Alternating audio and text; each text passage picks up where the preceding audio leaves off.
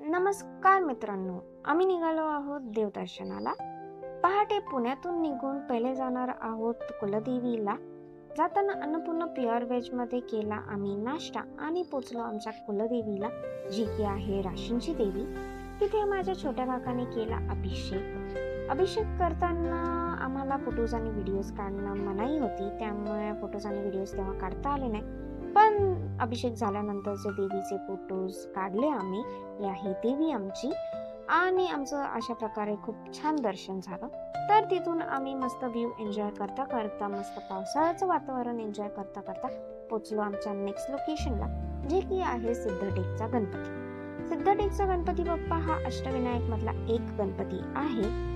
तर तिथे पोचल्यानंतर दुर्वा आणि जास्वंदाचं फूल दर्शनाला नाही घेतलं तर मग काय म्हणणार ना. तर दुर्वा घेऊन आम्ही दर्शन घेऊन तिथेच आम्ही केलं प्रसादाचं जेवण खूप मस्त आणि अप्रतिम होतं. सगळ्यांनी मारला ताव आणि मग आम्ही गेलो नेक्स्ट लोकेशनला, जे की आहे मुरेश्वरचा गणपती बाप्पा. हे पण अष्टविनायक मधला एक गणपती आहे.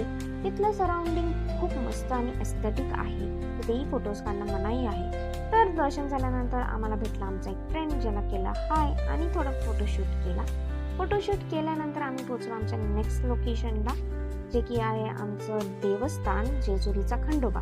पहिल्या पायरीचं दर्शन घेऊन थोडा गड चढून जो व्ह्यू दिसला तो वाव, इट वॉज लाईक खरंच वाव, खूप सुंदर व्ह्यू होता. आणि तिथून आम्ही पोचलो मंदिरात पोचल्यानंतर पाहिलं तर थोडी लाईन होती.